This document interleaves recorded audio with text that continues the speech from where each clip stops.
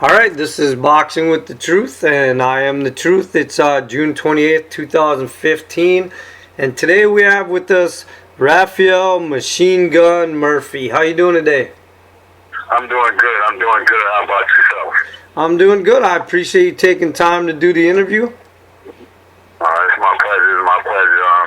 Let's get my name and everything out, so hey, anytime. All right, so let's just go over a few little facts. You do fight at cruiserweight, right? Yes, sir, cruiserweight. And right now, according to the record, because and I'll explain why we can't actually say what your actual record is due to the Knockout Season 2 premiering. We can't talk about the fights on there, so we can't say if you had any losses or wins. So right now your record is actually 10 wins, 8 knockouts, 0 losses, correct? Correct. And you're actually down in Texas. You're down in Texas right now, right? Yes, sir. I'm down here in Texas. And what some of the fight fans might not know, some know, depending on who follows you and who don't, I guess. Your father, Kenny Murphy, was actually a pro boxer, right? Yes, sir. My father and plus my uncle Leroy Murphy. And they both fight. Yep, and Leroy Murphy was actually in the Olympic trials in the 1980s, right? Yep, 1980. The year they banned it at the Soviet Union. Probably would have been a gold medal, and probably would have helped his career out a little bit more as well if that would have went all the way through, as being like one of the successful guys like Sugar Ray and all those guys that went to the Olympics. So you are definitely from a boxing family. Yes, sir. It's all in the blood. Actually, you've actually been to college too, right? Did you end up getting a degree in criminal justice? Yeah. I went to college but I changed it to kinesiology or whatever. I took some time off. I didn't actually get the degree. I'm really close to getting my degree, so I'm working on doing that again, getting that full thing as well. Okay. So how exactly did you get involved in the sport of boxing? I've been around it ever since I've been born. Being around the gym with my dad, being in Chicago, seeing some of the greats in the gym. It inspired me, and I always loved it. No matter what, my dad couldn't give me away. It was a time I was going to school every day, fighting. I wasn't picking no fight. Somebody mess with me, I'm gonna get it. So I grew up around it. So. And I just, it wore on me as I went. My dad tried to steer me with football, basketball, different sports like that, which is I did get into it. And when I was able to, make decisions on my own, I'm like, I think I can go ahead and take a shot at this and think I can become a world champ. So let's do this. Well, I mean, hey, that's an honest answer. Yes, sir. So now, do you have another career outside of boxing? Right now, I work for DirecTV. I'm a technician, so I do work. I don't have privilege to be sitting and just training 24/7. So my grind is real, in and out of the ring. I train kids as well in between, so I'm busy. I keep myself busy and keep my mind going. All right. Do you have any type of habits or superstitions or anything that you got to do before a fight? I think the most biggest habit, man, is just to stay in shape, do my everyday thing, and don't change. Nothing weird, no superstitions, no habits. Not that I'm aware of yet.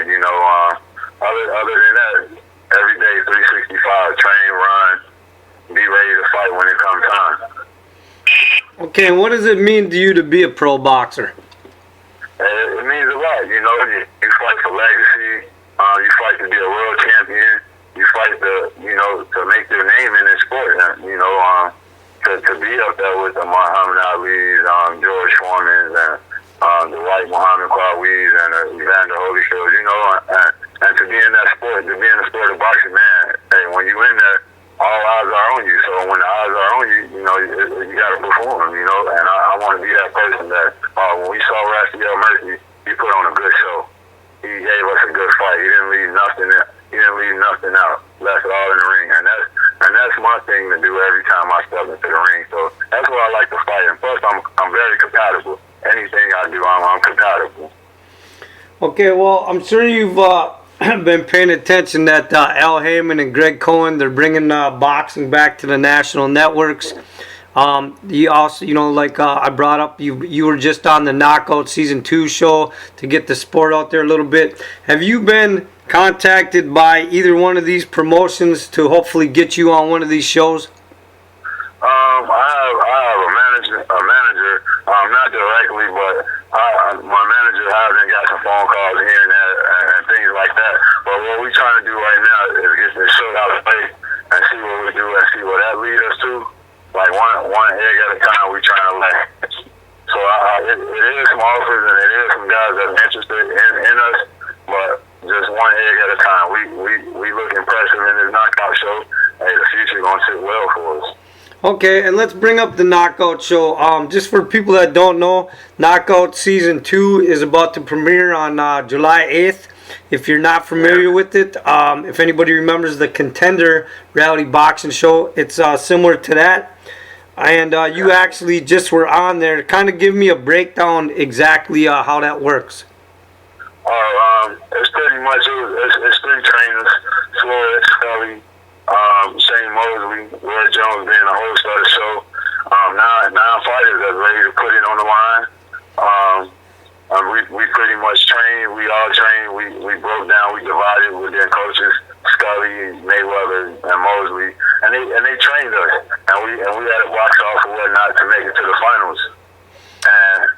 And whoever make it to the finals, we win that. It means more. It means more to our career. So it is something like the Contender, some tournament style type fighting, and you got some of the best guys in the weight class. I know in my weight class we all undefeated. So that's definitely exciting for the fans, because to get undefeated prospects in the ring so early, man, it don't happen as much. So it'll be a treat for the world as well what Knockout doing and shows that like Contender and things like that.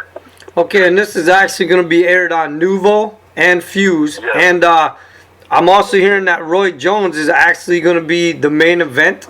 Is that? Yes, sir. Yes, sir.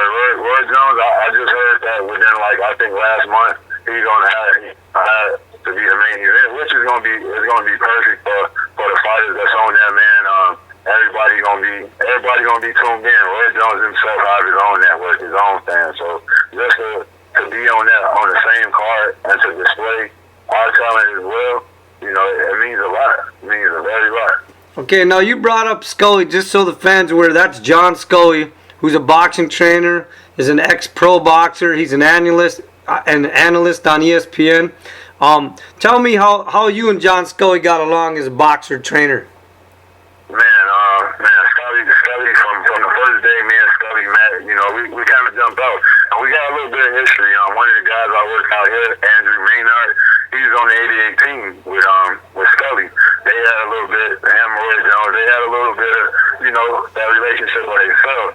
And they was like, man, you remind me so much of Maynard, and it's crazy, we clicked back together. And Scully is a guy, he's not trying to change anything from nobody. He want to make you better. He want to make you, his mind over matter. He's gonna make you. I mean, the guy is brilliant. I like his coaching style, his methods. There's nothing hard with him. It's nothing hard. Everything's straight to beat it. Let's get it. Hard work. Let's put it in, and let's win a fight. Okay, so tell me something that you took away from the show that you actually learned to improve you in your career from John Scully. Oh man, it's mind over matter. It's all mind over matter. It's all about hurting. It's all about understanding that you can be hurt and you gotta know how to recover. You gotta know how to work your body to that full max. So when it do hit that adversity, you're gonna be okay. You don't have to panic. Just stay doing what you're doing. And no matter what, like Scully trained us, man, and he trained us so hard to break everything with speed, fast, and like a 100-yard dash. And that's what I took away. Let me work like I'm running a 100-yard dash every time I'm training. So when I'm in the ring, everything slows down to my pace, and we ain't got to worry about running out of gas or running out of air, or we can fight that fight. Okay, so I know we can't talk about who fought who or who lost or who won, but I want you to be honest with me because I know everybody doesn't get along when they're in those type of situations. So there's always drama no matter if it's females or males. So did you have any drama with anybody on the show? No, not me, not at all, man. I'm a very, relaxed guy, very chill guy. When it comes fight time, that's when the beats come out, and I do what I perform every time I need to perform, and no drama, man, no drama with me. I try to stay out of all that, man. I try to let my hands fight, and I get guys talking here and there, want to call me out, this and that. It's a business, you know what I mean? Like, we can all say, let's fight right now, but at the end of the day, it's a business, you know what I mean? So, no sense in dwelling on it. Okay, so is there anybody that inspires you inside and outside the ring that keeps you motivated? I'm definitely a big motivator of God, my family, myself, just to be able to conquer a goal that I set for myself.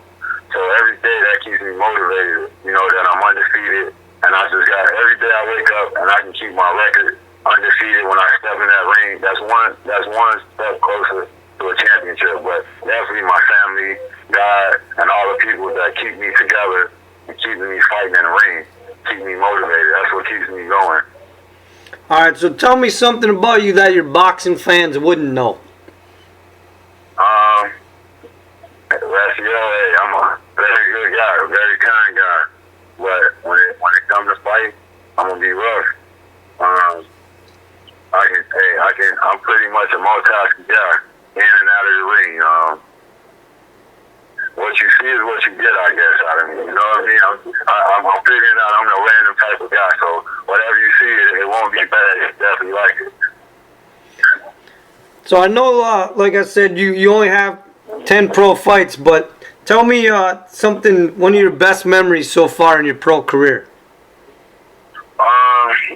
Man, I think being able to fight in Indiana and Chicago area around my family, around my fans, and even back in Arlington, the way the crowd just take, like here I'm living here in Texas, where it's predominantly Latino, and I get that support and that feedback from these guys. Like, man, it definitely makes me feel like you're on that other level. I think the biggest thing of my career is probably this knockout show. Being able to opportunities that this opening up. At this point, I should definitely have more than 10 fights. I've been to the scales like 8-9 times and fights not happening. But staying a little bit focused and just keeping faith in what I want. I just keep doing what I got to do.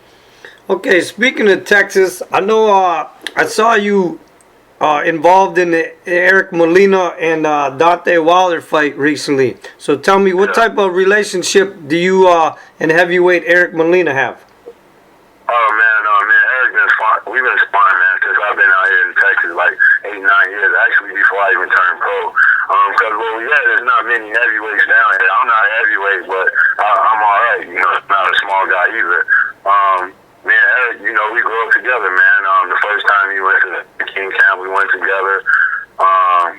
What he do, it's just been remarkable working with him and seeing him get a world title shot, and putting it all to his line, putting it all on the line when he fought Deontay Wilder. That was a pleasure. That was a learning experience for me, and also seeing a lot of things. So, me and Eric we got a great relationship, I can say. Okay.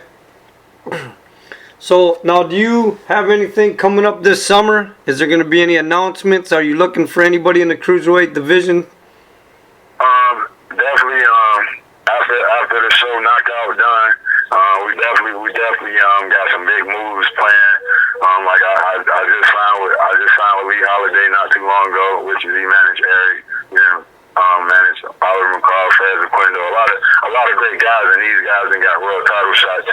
So we definitely trying to put a great plan together to do what I need to do. I'll be 30 years old this year, so we definitely want to fight more, be busy, and catch up, and get some of these top guys. I want to fight some of the best, And like I said, this is a business. Sometimes the business stops the best fights from going on. So if we can able to get the business coming, hey, I'm willing to take on some of the best cruiserweights here in America and go on and get them belts in Europe. Well, I mean, is there any names in the U.S. cruiserweights that you would definitely like to get in the ring with? I mean, I don't think there's never been a specific name for me, man. It can be anybody, but and my thing is, I'm from Chicago. I'm a Midwest boy, so you know, you got DeMario too, Junior Wright, and all those guys. I definitely, I'm gonna get the square off with DeMar, but I definitely want to square off with Junior Wright and a couple of them guys. But much respect, when it's time for whoever I need to fight, you know, it's gonna come from Quantas Graves, from Junior Wright to any of them guys, man. Any of them guys that sit up there in the top 10 and the 20, I wouldn't mind seeing that one of them. I don't really see no world beaters in a division like my dad used to call them. You know what I'm saying? Just so a good conditioning, man. Every fight, the United States, man, the cruiserweight division stacked, man. You know, it's very overlooked. It's a lot of competitive fights that can be made there, and if everything's right, hey, we always ready for the phone call. You know, to fight whoever, however. So up here in the Midwest area, are you familiar with Jordan Schimmel or Al Sands? Yeah. All of them, from Michigan. Jordan Schimmel and Al Sands. Yeah, I'm familiar with those guys. Like, I mean, I'm a fan of boxing, so I definitely keep up with everybody in my weight class. You know, even if I'm not even, you know, every day eye to eye on they fight, man, it's a potential fight, because we all potential fights, man.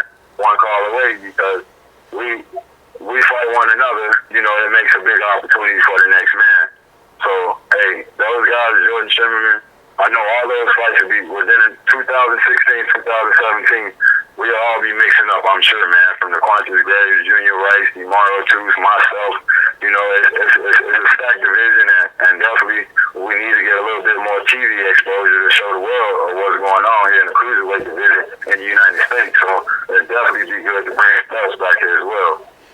All right, well, with that, I appreciate your time, and I'm going to end the interview on that. Do you have anything to say to your supporters or your fans before we end?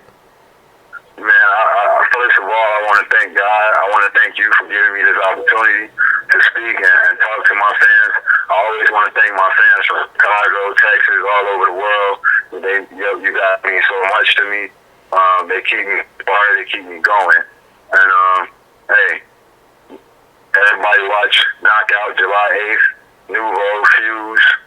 It's going to be big. Stay tuned for August 15th for the live fights. You in for a treat. All right, and everybody heard it here from Boxing with the Truth. Watch out for Raphael the Machine Gun Murphy, because he's going to be on TV soon somewhere, and you're not going to want to miss it. The truth has spoken.